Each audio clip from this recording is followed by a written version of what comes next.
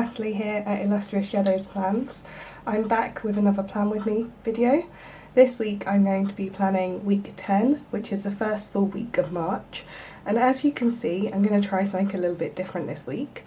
I've seen a few people use watercolours in their Hobonichis, mainly in the cousins, but also in 5-year diaries, and a couple of people use them in the weeks.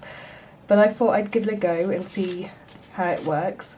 Obviously the Tomoe River paper, or whatever paper this is now, because I think they changed it, is quite thin. It's not watercolour paper, it's not very strong, so we need to be really delicate and gentle with whatever water we're putting on and whatever media we're putting down. But I thought we'd give it a go and see what happens. Before we get started with that, I just want to show you how last week went. So this is last week, and this is the kind of monochrome look that I did. I really like this. I do think this box is unnecessary. So this week I will be going back to a similar style to this, in that I'll have just the 2 columns, ignoring this side, but I'll just have these 2 columns rather than having a longer elongated box. I think first of all, before we start with the watercolours, I should put the lines down for the boxes. Do excuse my voice, I've still got a little bit of a cold that my little boy gave me, but hopefully you can still hear me okay. So I'm just gonna draw these lines in. I'm only going in with a 0.1 pen. I don't really want a strong line this week, I just want something just to denote where the end of the week is. And I'm actually going to do it so it's right on this crease, this last line, so we've got more space in the boxes. Oop. Don't worry about that, that's fine, we can sort that out. And then this side, now I've got these lines down, I want to start doing my watercolours. So I've got my water, and I just want to do a really light wash. I need to think about what colours I want. It's starting to become spring now, so I'm thinking maybe like a nice kind of greeny colour. And what I was thinking was, if I load this flat brush up with a couple of different greens, I know it's probably what you shouldn't ever do, but okay. Right, let's get a little bit more of a darker green in there, I think.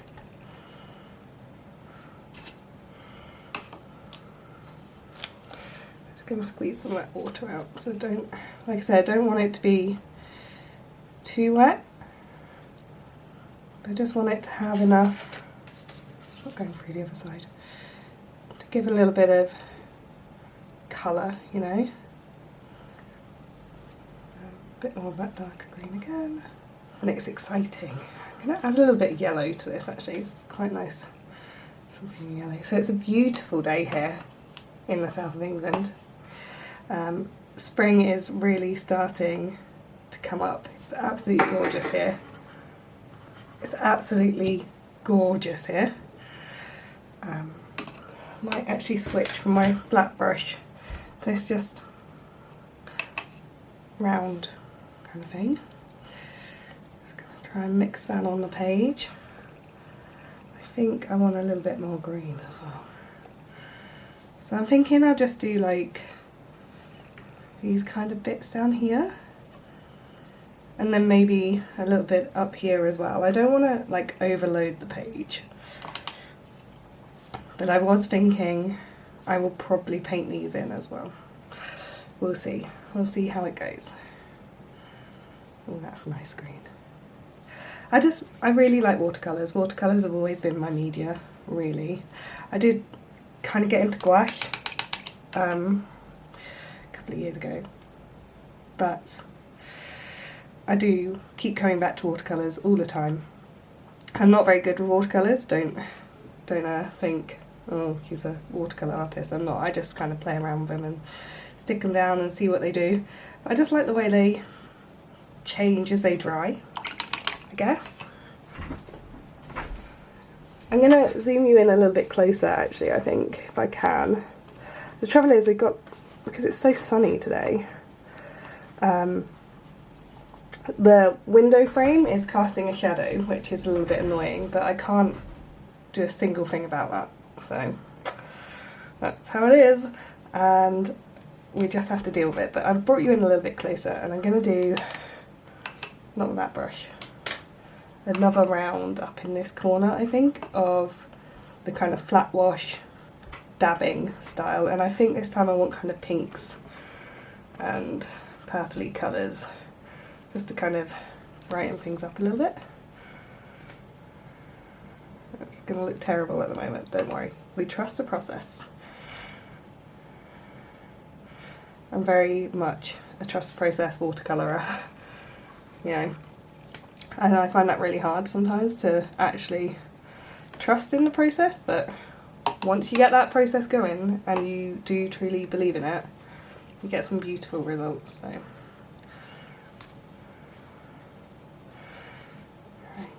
Let's have a little bit more of these purples down here. I think that one's a little bit of a blue actually. It's okay, it's a bit darker. And no doubt that maybe a flat brush isn't the best one to be using. I'm really pleased with how this is actually working with this paper. I was thinking, oh, this is going to be a real mistake. This is not going to work very well, but actually it seems to be holding up really well at the moment, which is really nice. It's almost kind of coated, this paper. It almost feels like the water's sitting very much on top of it, which is really nice, because then it means you've got loads of time to blend and correct those little things that you don't like. Right, the flat brush is done. I don't like the flat brush for this anymore. We're going to go in with the round brush again. That's a blue, but that's okay because we've got pink down, so that'll mix.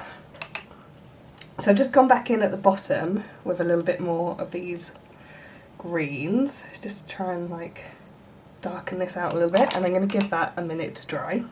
I'm just thinking, what colours do we want on this side? We haven't really used blues, and I know that, I think it's this one, this is a gorgeous blue. So I'm going to turn my diary upside down so I don't knock these, and I'm just going to paint this in. And this is just a really nice experimentation of what a Hobonichi can do and what the colours and the pages can do. You know, can it hold a really nice amount of paint? Can it hold a really nice amount of ink?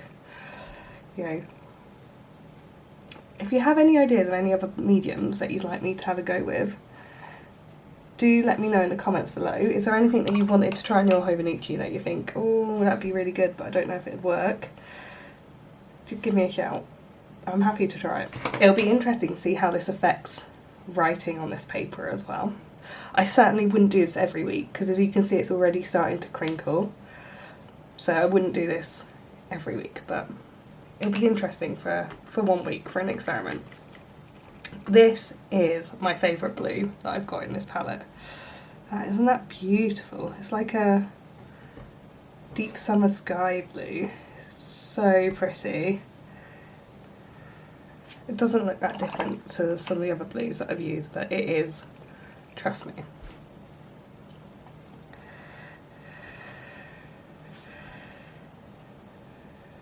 I just love the way watercolour kind of moves and mixes with itself. It's so pretty. And then this was a gorgeous, deeper midnight blue. I'm just going to dot this. I'm going to pull this out with my paintbrush, otherwise it's going to be really dark. And you're not going to be able to actually see any of the cross marks. But I just want to pull some of this wetness off the page as well. Because I think if we leave it and it stays too wet, it's just going to warp the page. So let's do this.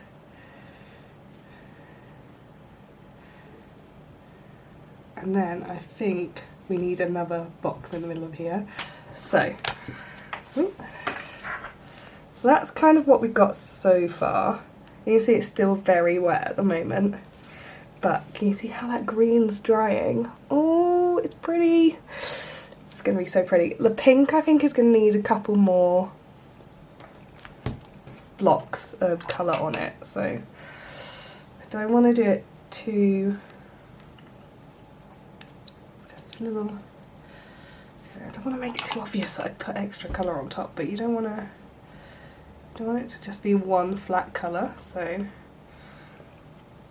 I have no idea what's going on with this pink, by the way. It's tufted up somehow, and I have no idea how that happened. Didn't know that could happen with watercolours. I'm going to do a yellow block. A yellowy orange block in the middle. We're doing it. It's spring, guys.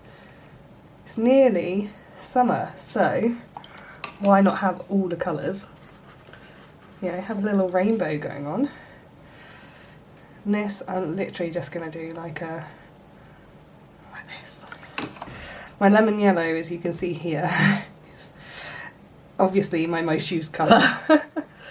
I don't know why. So this is a Winsor & Newton set that I got ages ago.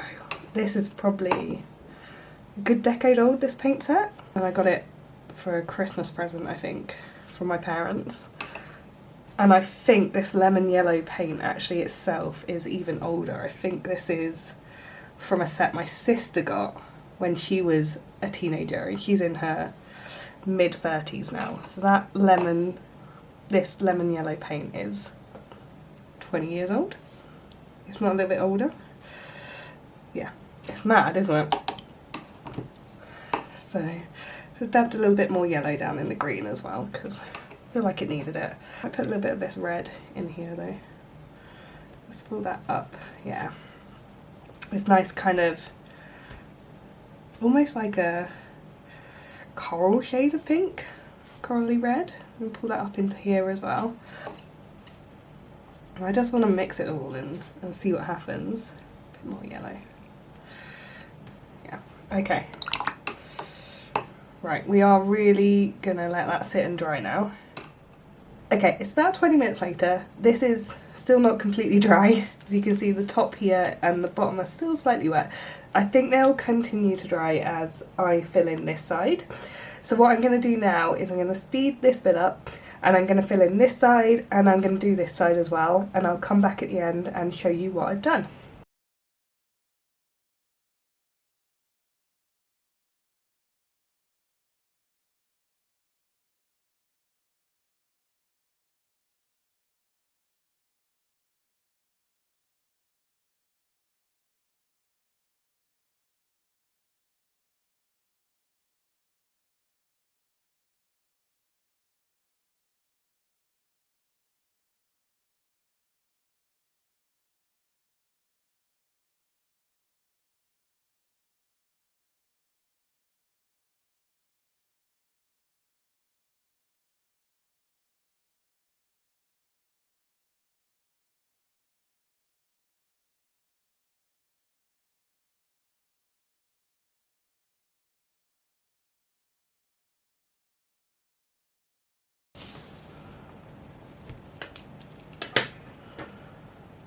Okay, I've done the writing and I'm quite happy with how it's turned out, but you know what?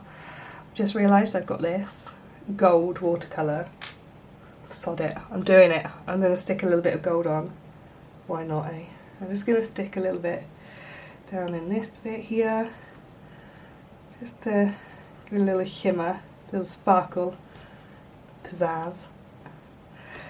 Just because I think, looking at them, I was just doing the close-up, and I was looking at them and I was like, they kind of look like gemstones, these little watercolour patches.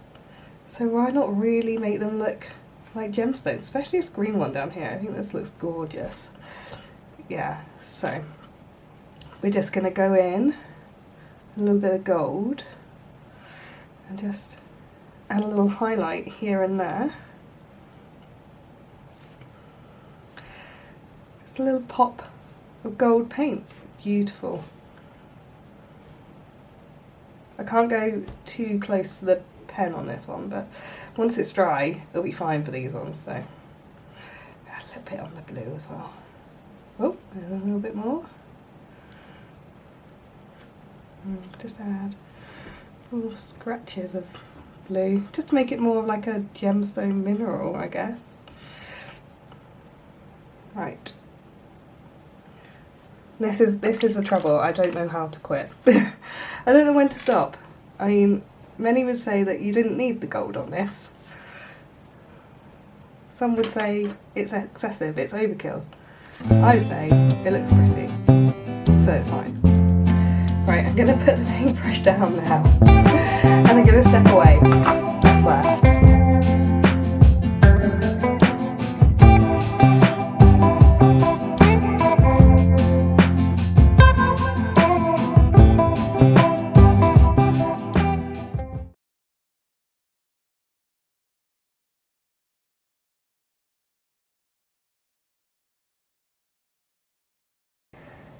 So yes, that's it. Thank you very much for watching. I hope you've enjoyed this video and it's inspired you to give watercolours a little bit of a go in your own diary. If you have been inspired, let me know.